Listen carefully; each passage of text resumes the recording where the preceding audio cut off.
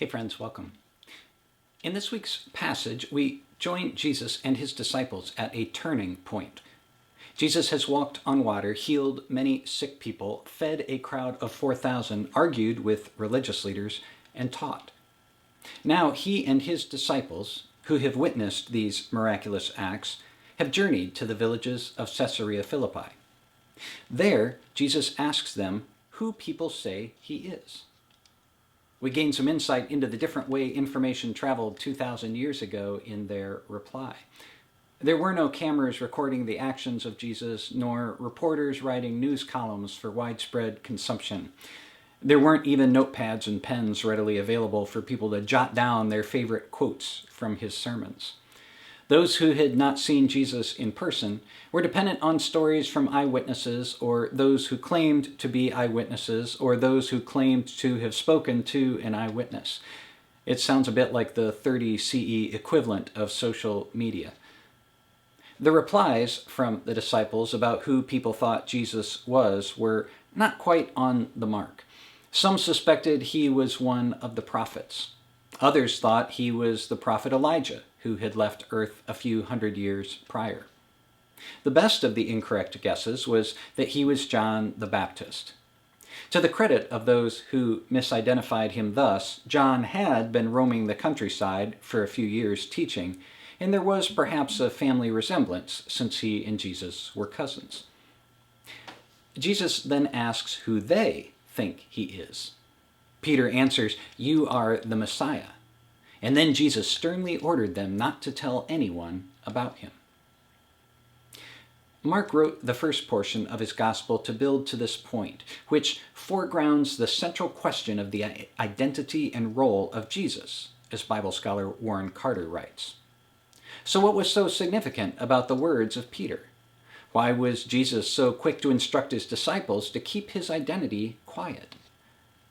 Peter referred to Jesus as the Messiah, a term that is probably familiar to most folks and was recently used memorably in the Marvel movie Deadpool and Wolverine. We have a cultural understanding of what that term means in the wake of the gospel stories. But what did it mean to Peter and the other disciples? At the time, there was not a majority nor a monolithic expectation among Jewish people that a Messiah would emerge. Literally, the word means anointed, to have a commission to, as Carter writes, serve God as an agent of God's purposes. So, to confess Jesus to be the Messiah or the Christ was to recognize his great power and affirm that he, not Rome's emperor, was anointed or commissioned as God's agent to establish God's purposes and empire. This view clashed head-on with the beliefs of those to whom the disciples and Jesus were politically subject. For the Romans, the emperor was God's chosen. He was the one invested with great power by the divine, and he wielded that power in worldly terms by collecting taxes from his subjects, discouraging dissent, and inflicting violence when it was deemed necessary to maintain or expand his rule. So it was understandable that Jesus wanted his disciples to keep Messiah language quiet. The consequences of claiming such a title were significant. Peter is often given credit for being the first to name who Jesus was, despite the fact that he misunderstood what that identity would entail. We might make the same mistake sometimes, forming an image of Jesus that is easier for us to accept than who he was and is. There's been a lot of writing in recent years by folks who feel Jesus has been overly feminized, or that his depictions are not as manly as they should be. In preparation for this reflection, I explored some corners of the web I typically don't, in order to learn more about the reasoning behind these assertions. As you might imagine, the quality and reasoning of what I found varied. One particular item captured many of the sentiments well, so I thought I'd share some of that writer's thoughts. The post, entitled "The Masculinity of Christ in the Face of Effeminate Christianity," is from the Relearn website, which publishes, as they put it, books for Christendom. The writer's hypothesis is that due to the feminization of Jesus, the cultural hatred of masculinity, and the lack of faithful exposition in the pulpit, we have been conditioned to not recognize the potent manliness and courageousness of Christ. How does he come to this conclusion? He writes that history confirms that resolve, courage, and bravery rest primarily in the masculine domain. He then cites some examples documented by men in male-dominated contexts as evidence for this confirmation, which he suggests is based on all of the history. He writes that Jesus was the epitome of manhood, a stalwart in mission, bold, obedient to the point of death, fearless in his proclamation of truth, sacrificial in his acts of love, and resolved to do his Father's will. Jesus had force, authority, and control in a way that marked him as virile and robust. I didn't find anything surprising in the post, but finished with two main takeaways. One is a belief that the author does not know many women, at least not very well, and the other is a hope that he doesn't have any daughters. I've encountered resolve, courage, bravery, boldness, fearlessness, and sacrifice among as many women as men in my life. In my experience, these are not traits that are determined by one's gender. So I differ with the writer on several issues, but he did say a couple things that I appreciated. The first is that in our culture, we have largely produced a caricature of Christ based on the anemic and soft-smiled Roman Catholic paintings where Jesus looks like he's just put on a fresh coat of blush and tweezed his eyebrows. I wholeheartedly agree, but believe this has more to do with the westernization of the Middle Eastern Jew than with a desire to feminize him. The other assertion he makes is that we have made a Jesus in our own image. I believe we all do that to an extent because the entirety of Jesus and his message is challenging by design. Peter had trouble accepting what Jesus shared when he said he would be rejected by some of their faith leaders, then killed. He went so far as to rebuke Jesus. Jesus pushed back, saying, "Get behind me, Satan, for you are setting your mind not on divine things, but on human things." This is the turning point in Mark to which I referred earlier. So where do we now turn? Carter writes that the focus shifts toward Jerusalem and Jesus' death on a Roman cross, redefining Jesus' power and masculinity as vulnerability, weakness, suffering, and defeat. Of course, this would be a hard thing to accept as a friend and follower of Jesus. Any sort of execution would be awful to consider, especially one designed to be as humiliating as crucifixion. If Peter recognized Jesus as one anointed by God, you can understand why he'd be hoping for a better plan. Bible scholar Colleen Conway writes that what we describe as being a man has always been culturally determined. At the time when Jesus lived, images of the Roman emperor were plastered everywhere, on coins, statues, and monumental reliefs.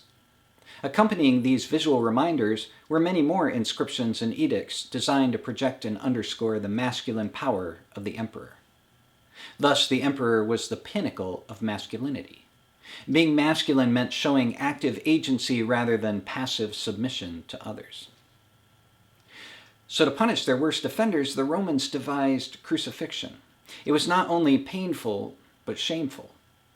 A crucified body, one that had been stripped bare, exposed, and violated, was an emasculated body. It was a body that displayed the ultimate loss of control, coming completely under the submission of others. And it was to this punishment that Jesus would hand himself over. Jesus knew that his actions, calling out the societal leadership, structures, practices, and vision of the elite, would lead to what Carter describes as the political inevitability of the cross. Yet his submission would ultimately expose the limits of worldly manliness and power, even that of the emperor. In revealing God's plan for a better way of life, Jesus taught that there are higher ideals than having one's image on coins and statues. For what will it profit someone to gain the whole world and forfeit their life? If you have to compromise what is most important to realize worldly gain, you're missing out on the promise of the gospel. In today's passage, Jesus anticipates some will be ashamed of the path he is taking, and the challenge to embrace the entirety of his message is still something we face today. Several years ago, I attended a Christian men's retreat with a guest speaker who shared his image of Jesus, which he pulled from Revelation 1. It includes the following description. I saw one like the Son of Man, clothed with a long robe and with a golden sash across his chest. His head and his hair were white as white wool, white as snow. His eyes were like a flame of fire. His feet were like burnished bronze, refined as in a furnace, and his voice was like the sound of many waters. In his right hand he held 7 stars, and from his mouth came a sharp, 2-edged sword, and his face was like the sun shining with full force.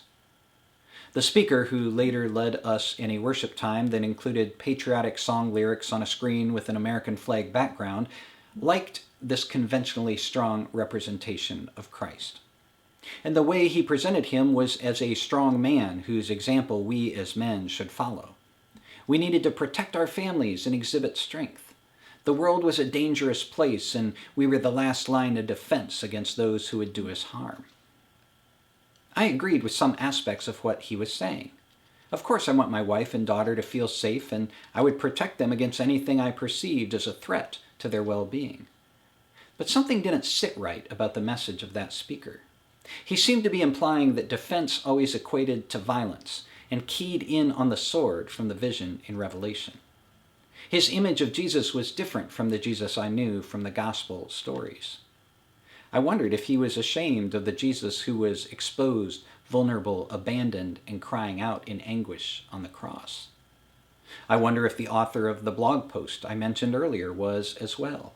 He takes issue with a Christology where Jesus is portrayed as some divine doormat who passively submits to the cross. A fellow intertwined sojourner recently asked me if I'd be willing to give my life for anyone or for a certain cause. I like to think the answer is that I would. Will that opportunity ever present itself, though? It seems like, for most people, giving one's life doesn't often take the form of what we see in movies or hear in stories of heroism. Bless the folks who do place themselves in the path of a bullet intended for another, and those whose duties regularly threaten their physical well-being. For most of us, though, sacrifice looks different. We can wait our whole lives to block a bullet that is never shot, or we can look for the many opportunities that surround us to improve or even save the lives of our neighbors and siblings, albeit in a less notable way. Jesus did ultimately give his life in dramatic fashion, but that's not where his sacrifice began. During his ministry, he lived a modest life, traveling rather than settling down in a home. He tended to the physical needs of those around him. He gave generously of his time, teaching and healing. He spoke out against injustice and other harmful ways of living, even when it meant being at odds with those wielding worldly power. I think it's safe to say his example doesn't bear much resemblance to that of an action movie star, and it had no regard for an action's manliness. Siblings in Christ, the qualities required to follow Jesus do not lend themselves to a specific gender. Putting the needs of others ahead of one's own can take many forms. Just bring your resolve, courage, bravery, boldness, fearlessness, and sacrifice to the effort, and we'll see what happens. Thanks be to God. Amen. Hey, thank you for joining me today. While you're here, if you haven't already subscribed, please do so. And also consider supporting Intertwined, whether it's messages like this that appeal to you or other aspects of our ministry or our work for social justice or the involvement in service in the area. We could always use your help. So if you scan the QR code on your screen or visit that URL, you can find ways to do that and learn more about what we do and other ways to get involved. Thank you.